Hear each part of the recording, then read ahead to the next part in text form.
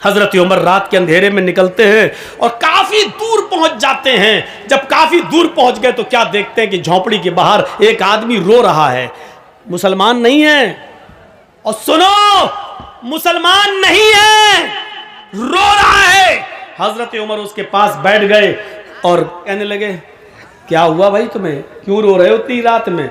उसने कहा, मेरे भाई, इस झोपड़ी में मेरी बीवी रहती है, हम दोनों बहुत खुशी खुशी रहते हैं। मेरी बीवी मुझसे बेइंतहा प्यार करती है, लेकिन हम गरीब इंसान हैं। इसी गांव से थोड़ी दूरी पर एक दूसरा गांव है, उस गांव से एक आदमी आता है, ताकतवर है, हैंडसम है, खूबसूरत है, ताकतवर है, और वो जैसे ही आता है वो सीधे मेरी झोंपड़ी में घुसता है, मुझे कान पकड़ के बाहर निकाल देता है। मेरी बीवी बड़ी खूबसूरत है, उसके बाद वो मुझे बाहर बिठा देता है और मेरी बीवी के साथ ज़बरदस्ती जिना करता है। मेरी बीवी के न चाहने के बावजूद भी वो उसको मजबूर कर देता है और वो उसके साथ जिना करता है। हज़रत उमर फारूक ने पूछा, अच्छा इतनी बड़ी बात क्या? अच्छा ये बताओ, क्या वो अभी है? कहा नहीं। तो आया और चला गया। मैं कुछ भी नहीं कर पाता हूँ, अपनी बीवी की कोई मदद नहीं कर पाता। अच्छा तो ये बताओ, अब वो कब आएगा? हज़रत उमर ने जब ये पूछा कि वो कब आएगा, तो उसने जवाब दिया, एक दिन छोड़कर आता है, यानी आज वो गलत काम करके गया है, अब वो कल नहीं आएगा, परसों आएगा। हज़रत उमर फारूक ने कहा, ठीक है, परसों में आऊँगा और तुम्हारी मदद करूँगा। उसने कहा, तू खुद परेशान है, अपनी मदद तो कर नहीं पा रहा, मेरी मदद क्या करेगा? अरे जा यार, तू तो कह रहा था मैं परेशान हूँ। कहा मैं परेशान हूँ, मैं भी परेशान हूँ, परेशान ना होता तो मैं रात में क्यों निकलता, लेकिन मेरी परेशानी इतनी बड़ी है कि आए मेरे भाई, हज़रत उमर कहते हैं, आए मेरे भाई, जब तू खुद परेशान है तो मेरी परेशानी को तू कैसे दूर करेगा?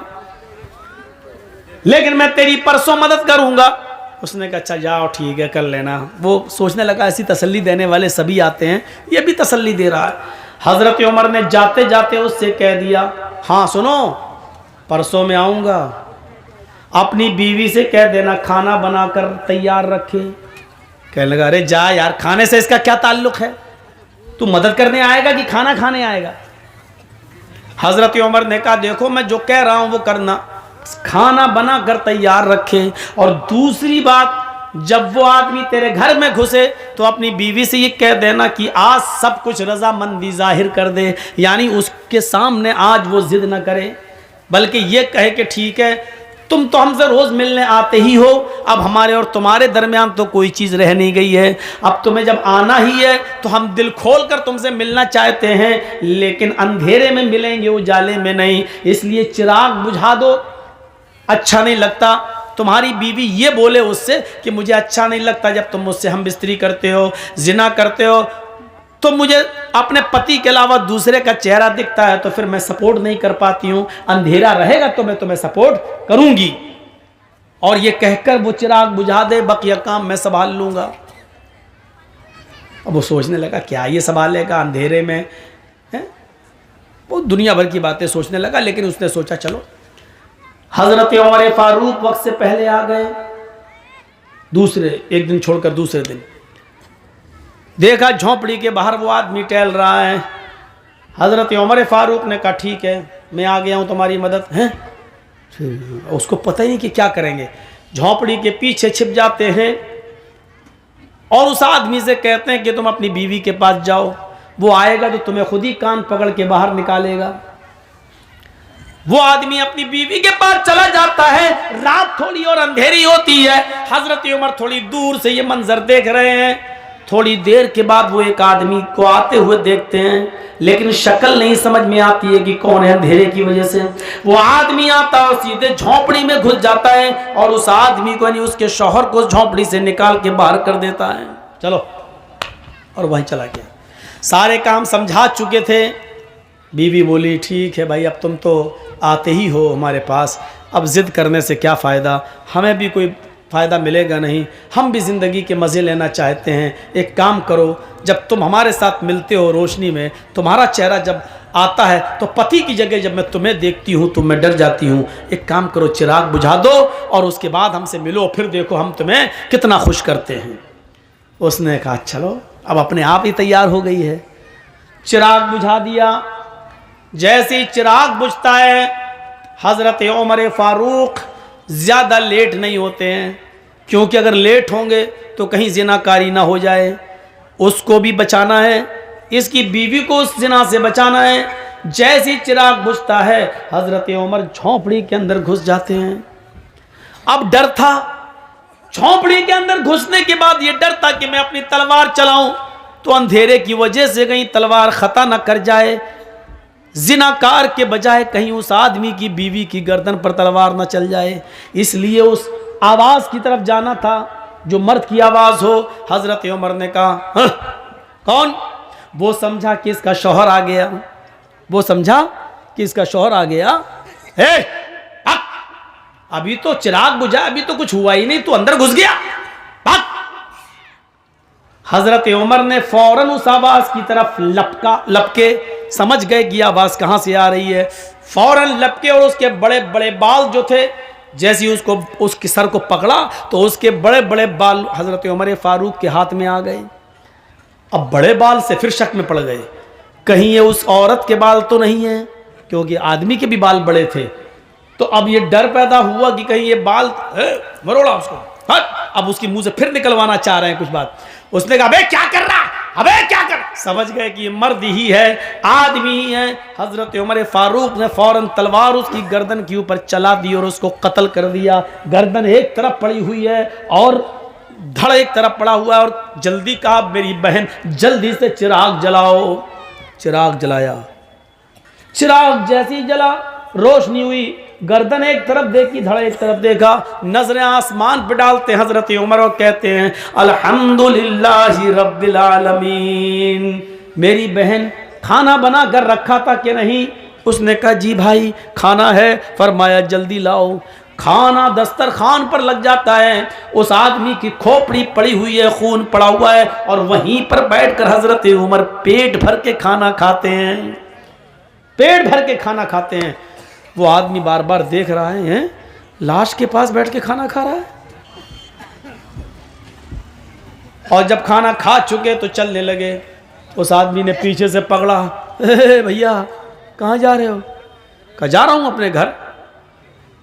ये लाश का लाश क्या, उसका तो काम हो गया। कहा अगर इस मुल्क के अमीरुल मोमिनीन को उमर फारूक को अगर पता चला और सुबह चर्चा हुआ कि इस घर में लाश निकली, तो कहीं ऐसा न हो कि इसके कत्ल के इल्जाम में मेरी गर्दन उड़वा दें। तुम उमर का इंसाफ नहीं जानते हो। हजरत उमर मुस्कुराते हैं और कहते हैं तुम्हें डरने की जरूरत नहीं है। कल सुबह मेरे ही दरबार खिलाफत से कुछ लोग आएंगे, अभी आएंगे थोड़ी देर के बाद, और इसकी डेड बॉडी को उठाकर ले जाएंगे। उसको सीने हीने के बाद जाकर कब्र में दफन कर देंगे। तुम्हें कुछ करने की जरूरत नहीं है। हैं भैया तुम हो कौन? कहा मैं ही अमीरुल मोमिनीन हूं, मैं उमर हूं। और मैं उस दिन तुम्हारी दास्तान सुनने के बाद बहुत परेशान हुआ। बस ठीक है मैं जा रहा हूं। उसने कहा अमीरुल मोमिनीन 2-3 सवालों के क्या आप मुझे जवाब देना पसंद करेंगे? फरमाया बताओ क्या है, बताओ क्या है। उसने कहा अमीरुल मोमिनीन इतना बताइए कि आपने खाना बनाने के लिए क्यों कहा था परसों कि खाना बनाकर तैयार रखना, इस कत्ल से खाने का क्या ताल्लुक था? अमीरुल मोमिनीन चिराग बुझाने के लिए आपने क्यों कहा था? क्योंकि अंधेरे में तो डरता कि कहीं तलवार मेरी बीवी की गर्दन पे न चल जाए। रोशनी में तो आप कत्ल और अच्छा कर सकते थे, लेकिन आपने रोशनी के बजाय अंधेरे में कत्ल करना गवारा किया है। आपने अंधेरा क्यों पसंद किया है? जबकि रोशनी में आप किसी को अच्छी तरीके से मार सकते थे, लेकिन रोशनी के बजाय आपने अंधेरे में कत्ल किया। और जब आपने लाश देखी तो किसी के मरने के बाद इन्ना लिल्लाह पढ़ा जाता है, लेकिन मैंने आपकी जबान से सुना है कि आपने इन्ना लिल्लाह के बजाय जब लाश देखी तो अल्हम्दुलिल्लाह रब्बिल आलमीन पढ़ा है। ये उल्टी उल्टी दुआएं आपने कब से सीखी हो, पढ़ी? उसने आहा, हजरत उमर का जवाब सुनो, क्या जवाब था। हजरत उमर फरमाते हैं, आए मेरे भाई, जब तूने मुझे अपनी दास्तान सुनाई और तूने कहा कि मैं भूखा हूं, खाना नहीं खाता, इसलिए कि मैं अपनी बीवी की मदद नहीं कर सकता, जब तक मैं अपनी बीवी को जुल्म से बचा न लूं मैं खाना नहीं खाऊंगा। जब तूने मुझसे ये बात कही तो उस वक्त मैंने दिल में सोचा, उमर तू कितना बदनसीब है, तू कितना मतलब परस्त है। तेरे खिलाफत के जमाने में, तेरे दरबारी खिलाफत में, तेरे दौरे खिलाफत में एक गरीब आदमी की बीवी के ऊपर जुल्म हो रहा है और तू बिस्तर पर चादर ओढ़ के सोता रहता है। कल कयामत के दिन तुझे जवाब देना होगा।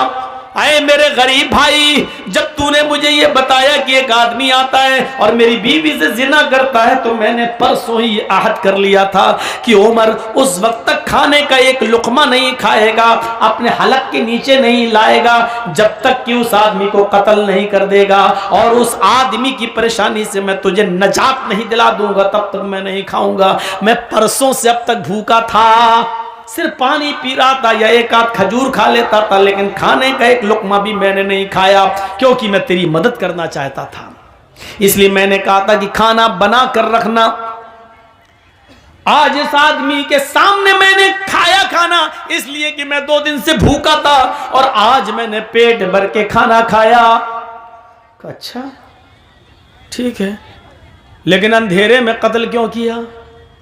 कहा जब तूने मुझे बताया एक आदमी आता है, हट्टा खट्टा है, हैंडसम है, तंदुरुस्त है, और वो मेरी बीवी से जिना करता है, तो मेरे दिल में ये ख्याल आया, अरे उमर, हट्टा खट्टा नौजवान कोई आता और उसकी बीवी से जिना करता है, उसको मालूम है कि उमर की हुकूमत है और उमर बहुत जबरदस्त इंसाफ करते हैं, इसके बावजूद उसको डर नहीं, कहीं ऐसा तो नहीं कि वो उमर का बेटा हो या उमर का भतीजा हो या उमर का कोई रिश्तेदार हो। मैंने ये सोचा, इतना गंदा काम इतनी बहादुरी के साथ रात के अंधेरे में अगर कोई कर रहा है तो उसका उमर के रिश्तेदारी से कोई ताल्लुक तो नहीं है। इसलिए मैंने कहा चिराग बुझा देना, क्योंकि जब मुझे डर पैदा हुआ कि वो मेरा बेटा भी हो सकता है, मेरा भतीजा भी हो सकता है, मेरा रिश्तेदार भी हो सकता है, मैं छिप गया और मैं अल्लाह से ये दुआ करता था कि अल्लाह इस काम में मेरा बेटा शामिल ना हो,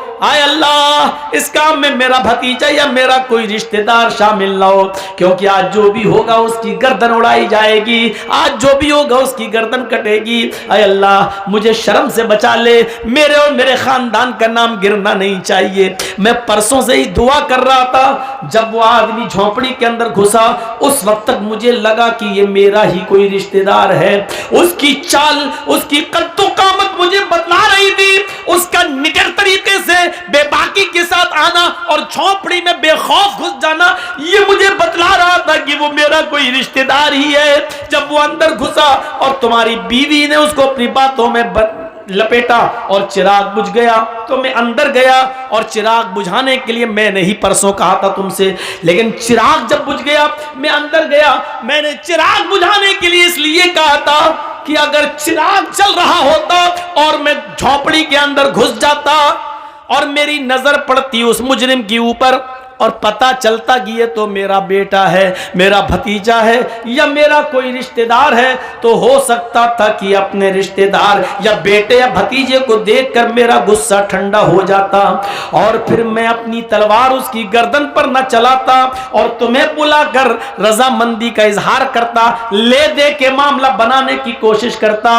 और ये कहता कि कुछ मान ले और मामले को यहीं खत्म कर दे। हो सकता था अगर अगर मेरा रिश्तेदार होता तो मैं तुम्हें मनाता, शायद मेरी तलवार न चलती, मेरा गुस्सा ठंडा हो जाता, इसलिए मैंने चिराग बुझाने का हुक्म दिया था, ताकि जब मैं तलवार चलाऊं तो मुझे यह पता ना हो कि मैं तलवार अपने बेटे, भतीजे या रिश्तेदार पर चला रहा हूं या किसी गैर पर। फिर मैंने तलवार चलाई, अल्लाह की कसम उस वक्त तक भी मुझे यकीन नहीं था कि मेरी तलवार किस पे चल रही है। मैं यही समझ रहा था ये कोई मेरा रिश्तेदार ही होगा। मैंने अपनी तलवार उसकी गर्दन पे चलाई, जब तलवार से उसकी गर्दन कट के जमीन पे गिरी तो मैंने कहा चिराग चलाओ, क्योंकि मुझे ये देखना था कि ये कोई मेरा बेटा, मेरा भतीजा या मेरे गांव का रिश्तेदार तो नहीं है। जब चिराग तुम्हारी बीवी ने जलाया और जब मैंने उसकी शक्ल देखी तो आसमान पर नजरें डाली, मैंने अल्लाह का शुक्र अदा किया, अल्हम्दुलिल्लाहि रब्बिल आलमीन। आय अल्लाह, जिस आदमी को मैंने कत्ल किया और जो आदमी जिना करने आता था इसकी बीवी से, न वो मेरा बेटा है, न मेरा भतीजा है, न वो कोई मेरा रिश्तेदार है। ये काम भी एक यहूदी ही कर रहा था, यहूदी की बीवी के साथ। मरने वाले में कोई मुसलमान नहीं है, कोई रिश्तेदार नहीं है। इस पर मैंने अल्लाह ताला का शुक्र अदा किया और इसलिए मैंने अल्हम्दुलिल्लाह कहा, इन्ना लिल्लाह नहीं कहा। तो मेरे भाइयों, इस तरीके से अदल और इंसाफ करते थे। चूंकि उसकी बीवी मजबूर थी, वो जिना नहीं करवाना चाहती थी, सिर्फ आदमी की गलती थी, इसलिए हजरत उमर ने आदमी को कत्ल किया, मर्द को कत्ल किया और उसकी बीवी को उसके जुल्म से आजाद करा दिया। तो इंसाफ ये होना चाहिए और इंसाफ का तकाजा भी यही कहता है कि अदल अदल है और अदल के साथ समझौता नहीं होना चाहिए। आदमी, चार आदमी इधर से बैठे, चार आदमी इधर से बैठे, अब रिश्तेदारी का मुंह देखा जा रहा। ऐसी बात कि सांप भी मर जाए और लाठी भी न टूटे। मौलाना साहब ऐसा रास्ता निकालिए बीच वाला कि काम बन जाए। नहीं, इस्लाम की दृष्टि में ये नहीं, जुर्म को जुर्म कहो, इंसाफ और अमन को अमन कहो, अदल को अदल कहो, सच को सच कहो और झूठ को झूठ कहो। यही इस्लाम सिखाता है, यही इस्लाम की दावत है और यही इस्लाम कहता है कि वो कोई भी हो और किसी भी धर्म का मानने वाला हो, इंसानियत का दामन आपके हाथ से नहीं छूटना चाहिए, अदल होना चाहिए, इंसाफ होना चाहिए। और यही सब मजहब की तालीम है, सारे धर्म की यही तालीम है। मेरे भाइयों, इस्लाम चूंकि सब धर्मों से में आला है, अफजल है, इसलिए इस्लाम ने सबसे ज्यादा इंसानियत को फरोग दिया है। इंसानियत को यहां तक कहा है कि अगर किसी औरत के पेट में नाजायज बच्चा भी है, अगर कॉलेज में पढ़ते हैं लड़का और लड़की, स्टूडेंट हैं और लड़का और लड़की से गलती हो गई और दोनों किसी होटल में या किसी प्राइवेट रूम में जाकर मुंह काला कर लिए और हजार आलाते मने हमल इस्तेमाल करने के बावजूद, टेबलेट्स वगैरह और जिन चीज़ों से हमल नहीं रुकता है, हमल नहीं ठहरता है, उन चीज़ों को इस्तेमाल करने के बावजूद भी लड़की अगर गर्भवती हो गई, हामिला हो गई, मसलन उसने टेबलेट खाई, काम नहीं की, फिर भी हामिला हो गई, या आजकल बहुत सी ऐसी चीज़ें चलने लगी हैं जिसको अगर अपने पेनिस वगैरह पे पहन लिया जाए और उसके बाद हम बिस्तरी की जाए तो उसके बाद हमल नहीं ठहरता है। लेकिन कभी कभी ऐसा होता है कि इसके बावजूद भी हमल ठहर जाता है, वो चीज़ कभी फट जाती है और किसी न किसी तरीके से अल्लाह को जब कोई दिन दिखाना होते हैं तो किसी न किसी तरीके से हमल बाकी रह जाता है। तो अब इस्लाम क्या कहता है?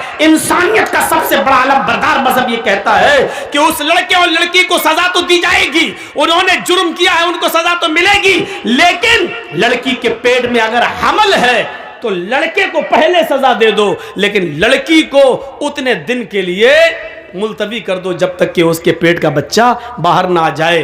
अगर पेट का बच्चा उस औरत का या लड़की का दूध पीता है तो उसके बाद भी उसकी सजा को अभी मुलतवी कर दो जब तक कि वो बच्चा रोटी न खाने लगे और दूध पी रहा है, और जब दूध छोड़ दे और रोटी खाने लगे तब उस औरत को मारा जाएगा, कत्ल किया जाएगा। लेकिन हाँ, इतना याद रखिए, अगर शादी से पहले ये जुर्म लड़की ने किया है, शादी से पहले, तो 100 कोड़े उस लड़की को मारे जाएंगे। लेकिन आपको डर है कि 100 कोड़े मारेंगे लड़की मर जाएगी, और लड़की जब मरेगी तो पेट का बच्चा भी मर जाएगा, तो फिर 100 कोड़े भी छोड़ दिए जाएंगे, अभी नहीं मारा जाएगा जब तक के उस लड़की के पेट से वो बच्चा पैदा ना हो जाए। इस्लाम ये कहता है कि गलती लड़के ने की है, लड़की ने की है, पेट में पलने वाले उस मासूम बच्चे का कसूर नहीं है। लिहाजा उसको इस दुनिया में आने का हक है, उसको इस दुनिया में जीने का हक है, उसको इस दुनिया में पनपने का हक है, उसको इस दुनिया में आंखें खोलकर पैदा होने का हक है और नमाज पढ़ने का हक है, रोजा रखने का हक है।